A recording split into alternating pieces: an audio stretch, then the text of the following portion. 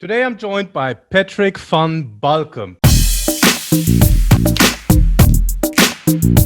Patrick is Olympian 2004, major achievement, bronze medalist at the World Championships 2003 in the 4x100 meter relay, bronze medalist in the World Championships 200 meters in 2001. After his career, Patrick has worked as a strength and conditioning coach and has helped the Dutch women's hockey team to defend their Olympic title in 2012. Welcome, Patrick. Correct. Thanks. Patrick, now I made you feel so good. Let's start with let's not feel too good for so long. What was your darkest moment as an athlete? Yeah, well, it's an easy one. That's the Olympic Games in 2004. I mean, I'm an Olympian, but at the Olympic Games itself, it didn't go so well. I was there for relay, and the year before we won a bronze medal, so we were there with high hopes.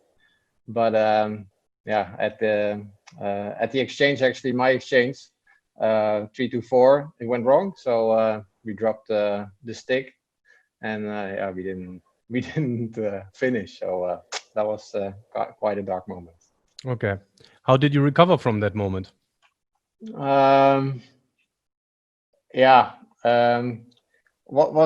was a dark moment. After it also felt like kind of as a good moment. Meaning that we as a team we stood together. So the year before we won together, and at the Olympics we lost together. So we kind of helped out each other. I mean, there was no bad feelings. Everybody understood that things could go wrong, and that made recovery at that moment easy and good. And then I saw that we really grew together, so as a team. So that was a really nice feeling. The years after, still running relay, sometimes I still had it in my system that things can go wrong. So I don't know how well things recovered, but I was always cautious. Yeah. And within the team, was there no blaming going on between, one has to give and the other one has to receive? No. Like I said, the amazing thing was that, we're all individuals in track and field. And I don't know, years before that, we were actually opponents, but like not friendly opponents.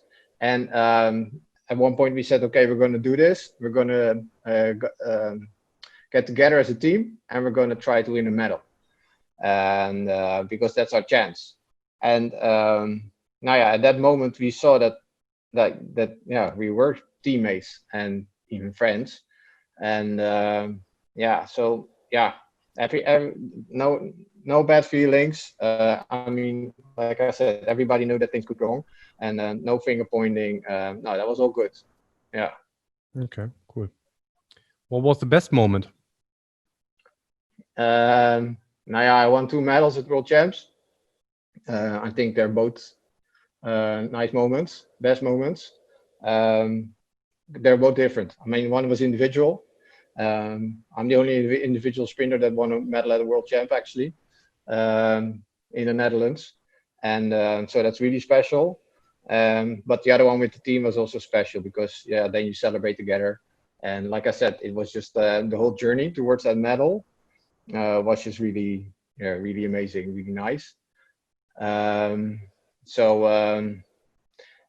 Maybe if you put those things together, what's a good moment is that now at the moment it's really obvious Holland is good at sprinting somehow, because we have good sprinters. But at that moment I was the first one, and I was the first one that said, like, being a Dutch guy, I can be maybe the best in the world. And that was really strange at that point. So I was the pioneer in that sense. And I showed that it was possible. And now you see, after that, and after what we've achieved as a relay team, others thought like, hey, I can say that I'm a sprinter. And it's not strange that as being a Dutchman, saying that, okay, I can be a good sprinter even. So I think that's nice. When you look back, that's a nice thing. So that's a good moment. It's like this, what is it, the 4-minute mile story, right? Or everyone thought it's impossible until Bannister did it, and then the And then year you see after that everybody everyone. does it. Yeah, then it's easy. Yeah, and it's the same. I ran national records at 100 and 200 meters, and those were records that were like quite uh, set quite well and already for some years. And yeah, people just thought, no, this is impossible. No one's going to ever beat them anymore. And I did. And after that, yeah, I don't know how many ran faster, but or came close. So yeah, it's a nice feeling to look back at that. Like yeah. And what did you learn from that? How has it shaped your life, these experiences?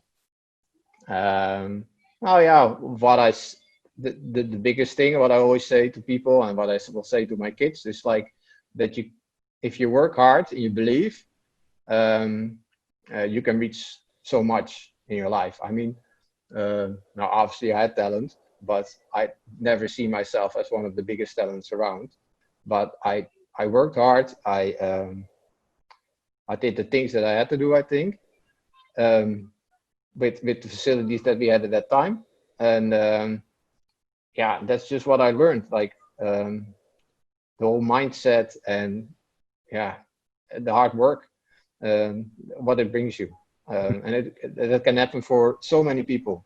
So, but you have to make choices. You have to make you have to make decisions. Sometimes good, sometimes bad, and yeah, but you have to, and then you can do a lot. Hmm. And you said belief.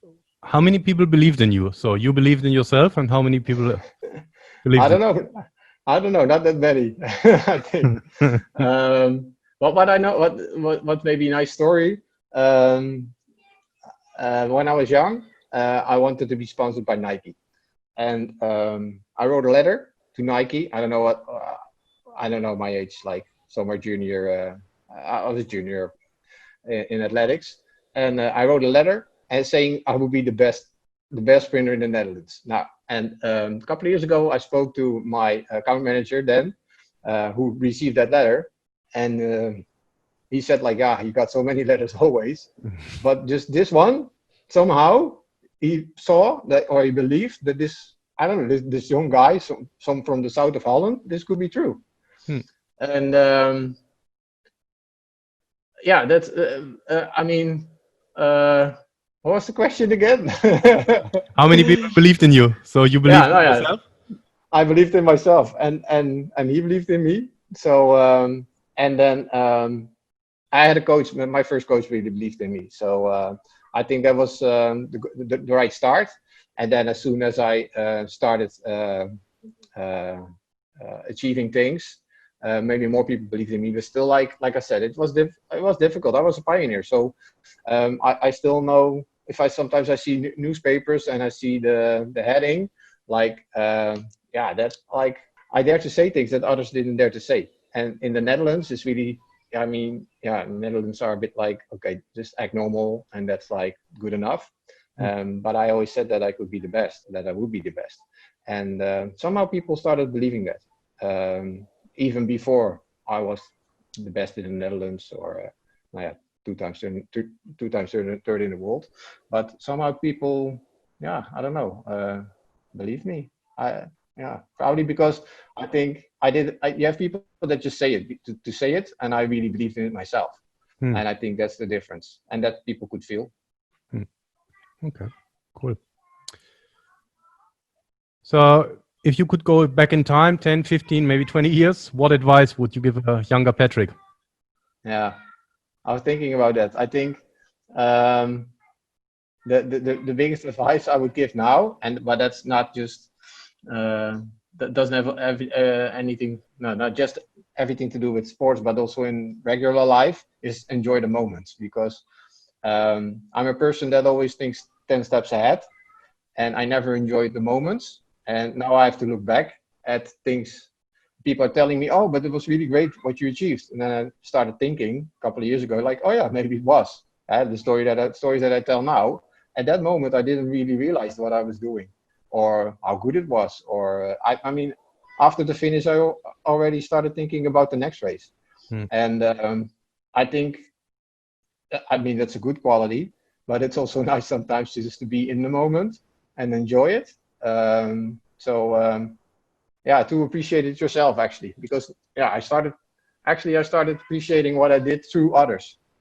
Um, yeah, I never did dare to say that like I'm an Olympian or something because I didn't do well at the Olympics.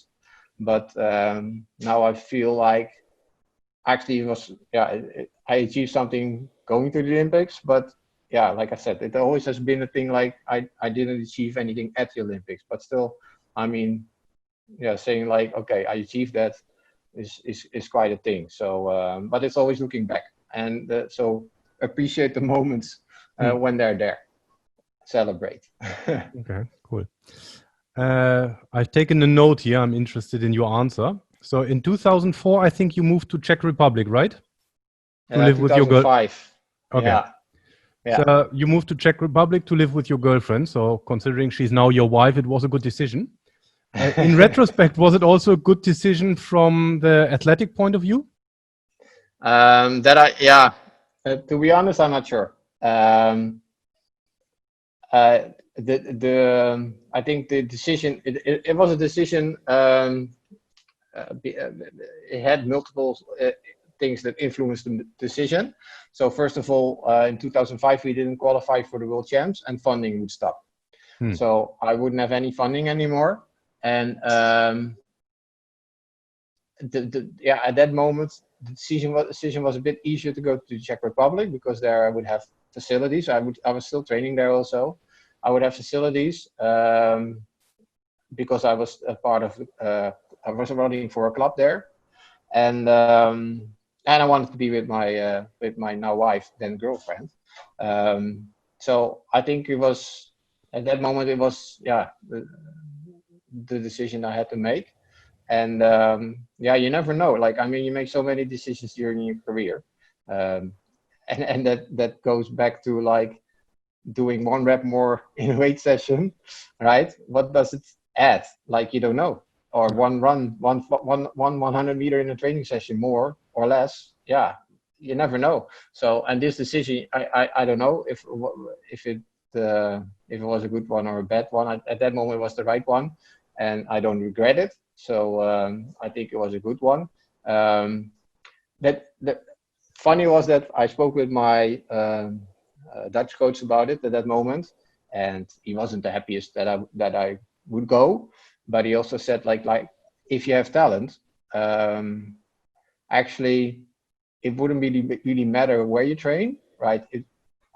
It probably you will still like achieve what you want to achieve.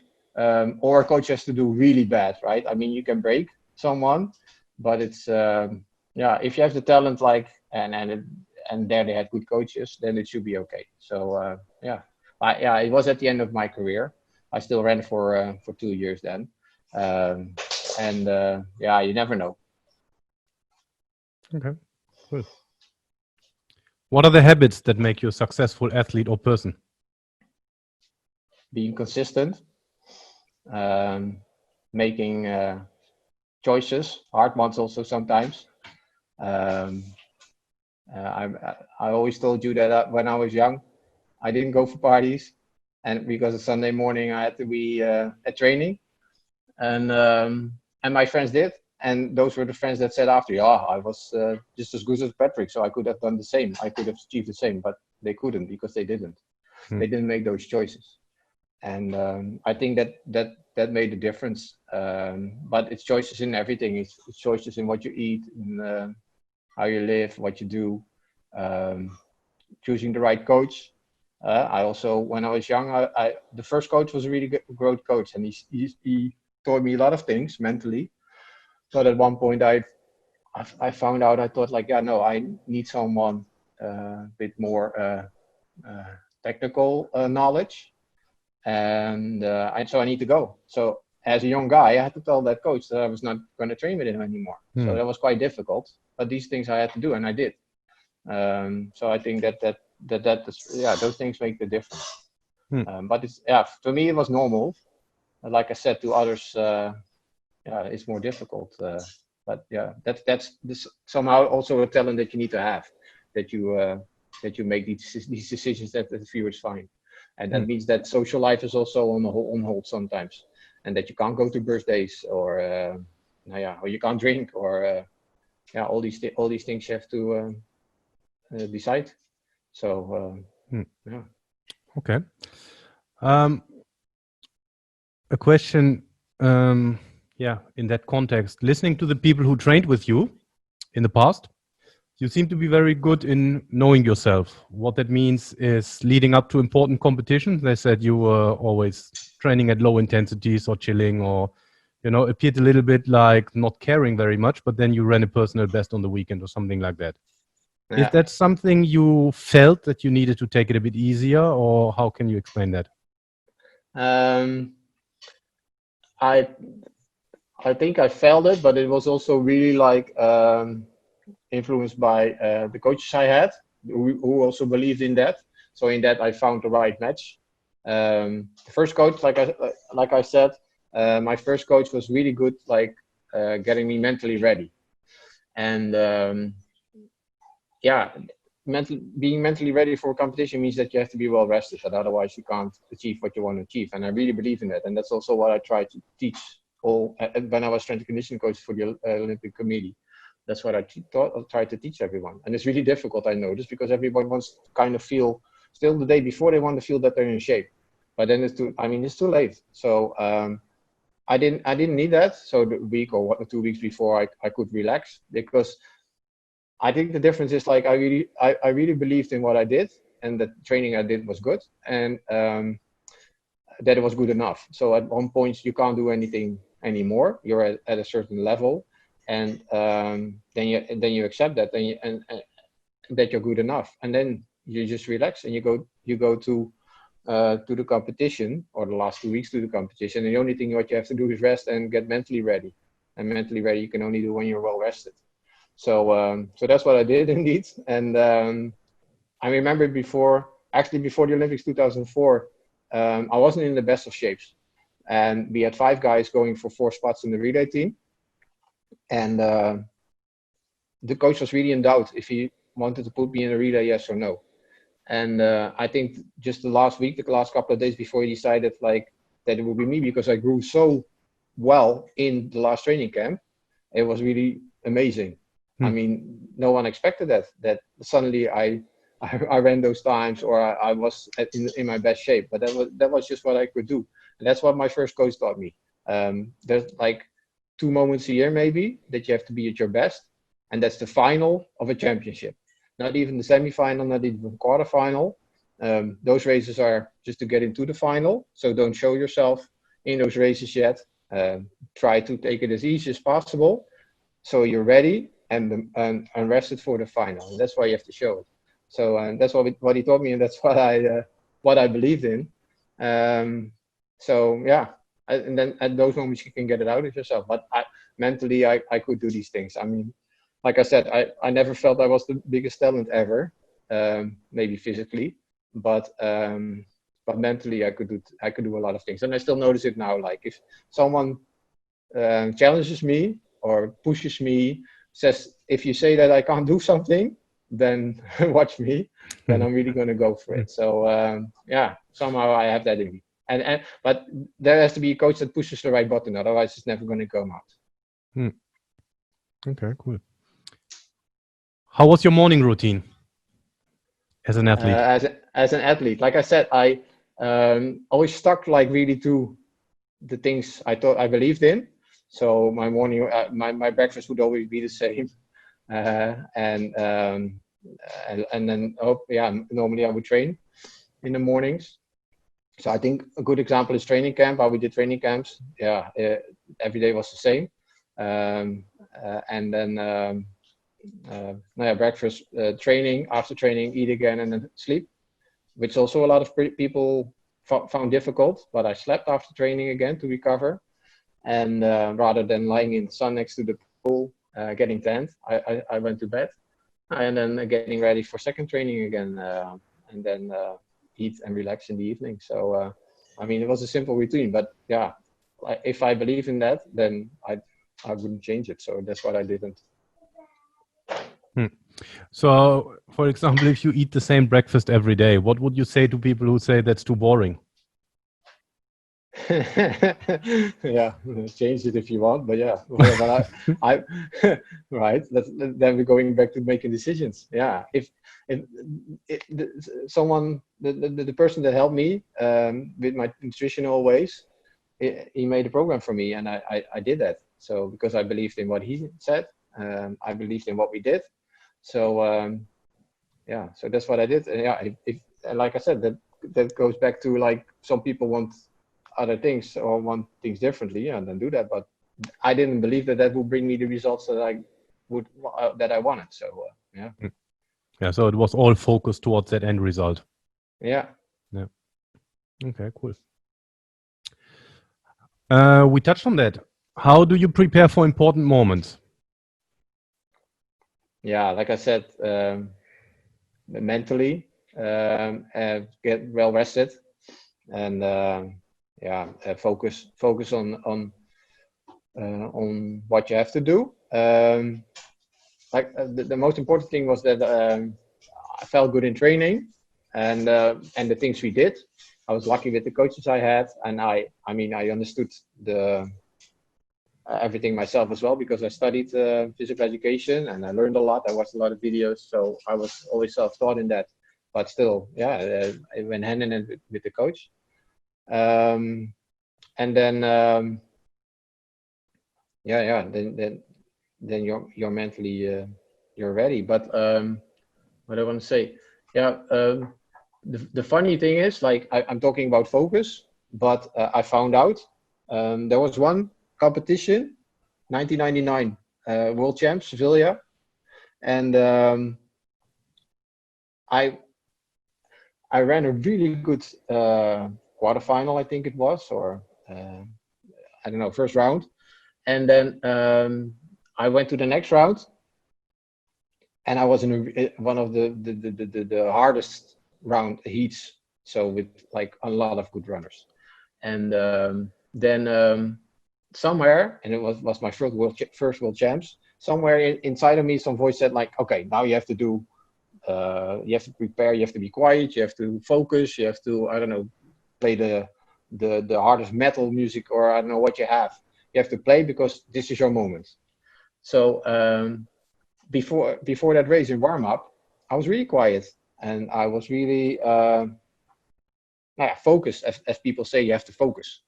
So like, okay, thinking about my race, what I'm gonna do, and the race the race went just bad. I mean, yeah, I didn't go further to the semifinal final. And after that, my coach said, "What did you do?" I said, "Yeah, what everybody always tells everybody to do. I focused and I concentrated. How people say you have to do." But he said, "But that's not you. You are like someone that like at warm up have to talk with people, chat with people, make fun, relax, right?" From then on, and then I thought, yeah, that's more me. So because they always say like, "Oh, don't focus on your competitors because it might distract you from what you're doing, and then you have to focus on you because you're the." So, but that's what I always like to do. I would watch. I don't know, Michael Johnson would watch Maurice Green or Frankie Fredericks, or like what they did in their warm-ups, because I was interested in that. So during my own warm-up, I would chat with the physiotherapist and think like, okay, what are they doing? And so that from then on, I decided that would be my preparation, and I would focus when the guy that shoots the gun, the starter, when he would say on your marks, then it's time to focus. So and it gave me a lot of relief also, because focus also takes a lot of, I don't know, stress, tension, energy, right? The longer you focus, the more energy you give to that. And so I could relax actually up until the start. And that, yeah, and from then on actually, like, no, yeah, then I won my my medals at Worlds also. So yeah, I think that was a big lesson. And that it's a different mindset in focusing. So you have to be, like I said, relaxed, and knowing that everything went well in preparation. Then when the gun goes, you go. and your body knows what to do because you're prepared. Okay. And so if you say relaxed, and then, I mean, the events you participated in, 100, 200 meters, it's just 10, 20 seconds, right? So there's not much time to get into the rhythm. So you have to be spot on from the moment it starts. So how do you go from relaxed to that fired up or whatever you need it to be? Yeah, no, yeah, that's like I said. I mean, that's training. Um, of course, we practice a lot. We practice a lot of starts. Okay, so the gun goes. What do you do? And if you do that enough, I mean, it's with driving a car. At one point, you don't think about how you change gears anymore because you did it so often. It's with starts as well. So you just do the thing that you always do. It sounds simple, but that's kind of the mindset that you have to have. Yeah. The only thing was that what I added was in finals that at that moment I wanted to win. And then suddenly things fell together. I don't know how. So yeah, sometimes you also just don't know how. But that was my mental preparation, probably. Yeah, and then yeah, you just do the thing that you've been taught to do. So yeah, and then it goes by itself. Yeah, in 10 seconds you don't have to think, you don't have to do. That's easy. So you just go as fast as you can. As soon as you think during your race, it's a bad race probably. And that moment at the Olympics, can that be attributed to some change in preparation or suboptimal preparation on the moment itself? No, we still, up until today, I think we don't know what went wrong. Okay. Yeah, I know what went wrong, but we don't know why. So I was running. I gave the signal that the guy that ran away and that I had to hand over the stick to, he had to put his hand back. And I gave the signal, I did everything, and I gave him the stick and he didn't take it. So, and why not? We don't know. I started like, okay, what's happening now? I said it again. I tried to give it again, and it still didn't happen. So we don't know what caused that. If I didn't give it hard enough, because you have to give it with a certain intensity, or if he like had a blackout, or I don't know. We never know like exactly what happened, but it went wrong. So yeah, like I said, we don't really, and that was also the thing, like we spoke about before, no one ever pointed fingers, so we didn't also really investigate what went wrong. It went wrong, so okay, we tried together and we lost together. It went wrong, so that was it. Okay. How do you overcome setbacks? Yeah, I think just focusing again on a goal. If we talk about focus comes from setting goals. That's what I also believe in. Thinking 10 steps ahead, and yeah, so setting new goals, adjust the goals. Sometimes the goals can stay the same, but yeah, you have a little hiccup. So yeah, that's setback, and it's part of the game. I guess so. That's just how we have to deal with it. Okay. Who's your role model and why? I don't have a specific role model. I don't think I ever had. Like I just picked the best things from a lot of people, and everybody had their own qualities. One had a good technique, one had a good mentality. So in that, I picked a lot from everyone. So I can't really specifically say someone that was really big role model or something. No. Okay. Sorry. No, well, that has come back multiple times that athletes don't really have a specific role model. So I'm not. Oh, okay. I'm not really surprised. What's the best advice you received and who gave it to you? I think I have to go back to my first coach. Like the only race you have to win is the final, and from that, I think a lot of things, all the things that I did was based on that. So there is a certain moment a year or 2 moments a year that you have to be at your best, and if you think like that, like I said, that's the focus. That's the goal. Then all the things lead up to that. So all the things you do are also connected to that. And so I think it was good advice always, like for me, because it gave me direction, and it gave me the strength to be good at those moments. So yeah. And if you have only 2 moments in a year where you want to be good and you see the preparation leading up to it is suboptimal, what do you do? Pray. No, look, I think how it was for me is that I still believed that I could do it. So even with the setback, I made myself believe that still I was the best. I think we also spoke about it sometimes before. I spoke about it with Bosse once also. I have someone you also know and you interviewed, and he also was kind of my mentor at when I was working for NOC, and he also said like the difference between an athlete that achieves something and an athlete that doesn't is that they always believe they can win. When I was at the start, I believed that I could win. I didn't always have to win, but I thought I could. So I raced against Michael Johnson, and I thought I could beat him. He ran at the end. He ran one of the best times ever, I remember. But I told him after. I said, "Yeah, you were scared, right? You thought I would beat you." So I mean, that's just I always thought that I could win. So okay, cool. How did a typical training day look like? Actually, like I said, like I wouldn't always train twice a day.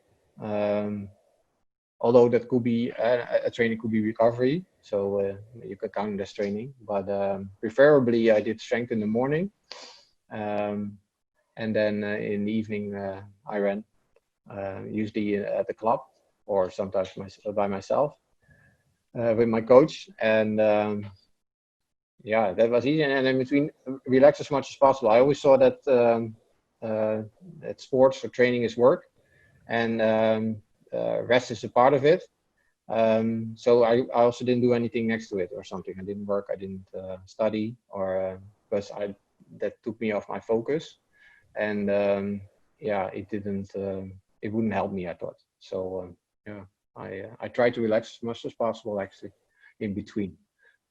But dividing training sessions already helped quite a bit. Being a professional athlete, that you could do that, because I was training with athletes that couldn't do that, so they had to put 2 sessions together in the evening, and I could divide it. That was already quite a big help. So that's how it did. Simple but effective. Yeah, and you try to sleep between or nap between the training sessions, you said? Yeah, always. Yeah, like 1.5 hours or something. Yeah, okay. I believe that it would help. I thought 10 hours to sleep at least a day, and then that would help me. So in recovery, I mean, I always say like training everybody can do. Getting tired everybody can do, but you get better when you rest. That's where your body gets better actually, and like prepares for the next impact, the next training. So that's what you have to do as good as possible. And that's where you can make the difference. Like I said, everybody can be tired, can get tired. And a lot of people could train how I trained, could run next to me in training. But they maybe didn't rest as well. And if during your recovery time you do things that don't help recovery, then you're not going to be as good. And then the 10 hours of sleep you're referring to was at a stretch or was accumulated total? Yeah, accumulated. Yeah. Although I still maybe I slept even more, but minimum of 10 hours. But I still have I'm not like someone that goes to bed late, so still not. So I think that's still in my system. And always was. Okay, cool. Where can people find you? My website, www.patrickvanbalkom.com. There's a bio, and I have a blog, a weekly blog well, sometimes I tell things about training. Sometimes I tell things about like the adventures or the stories about my career. It always like it's connected to some certain topic or theme. And Instagram, I try to show that I'm still busy staying fit on Instagram. So yeah, You're that's still where you can training for find me. marathons? Yeah, I'm training for marathons. That's the thing. Yeah, yeah. Yeah, I found out that sprinting doesn't really help you to get fit or stay lean. So I had to find some other thing, and I was running longer distances. So yeah, and now I ran 2 marathons already. So What's your time on a marathon? 3:33 is the fastest. So 3:33. Okay. yeah, Oh, getting there. getting But there. yeah, that's the thing. That's the thing. I started running longer distances just to stay fit, right? And I said I will take a photo every run I do because then I don't have to worry about the time. And as soon as I started doing that, I wanted to go faster every time. So that's still the competitive side in me. And then I started setting goals. And then at the end, you end up running a marathon as a sprinter. So yeah, that's how it goes. Yeah. Obviously, I never really thought of me being really competitive, but I found out that I am somehow. So what's the goal then for you in a marathon? What time? Yeah, I Sub thought 3? yeah, but like that would be really nice. But I don't. I like yeah. Like I said, I believe in a lot of things always in my career, but I can't believe that that's possible. So I thought under 3:30 is already good, but now I'm so close, so probably I will rethink, and then I will go a bit faster, try to go a bit faster. But under 3 will be something, but I don't know. I'm also getting older now, right? So I have to keep that in mind. Yeah, and I guess if you want to go that fast, it requires quite a bit of training volume. Yeah, which is difficult with a busy job and a family. So, Yeah. but yeah, we'll see. We'll see. Hey, Patrick, thanks for your time. That Yeah, was good. thank you Thank for you. having me. Okay.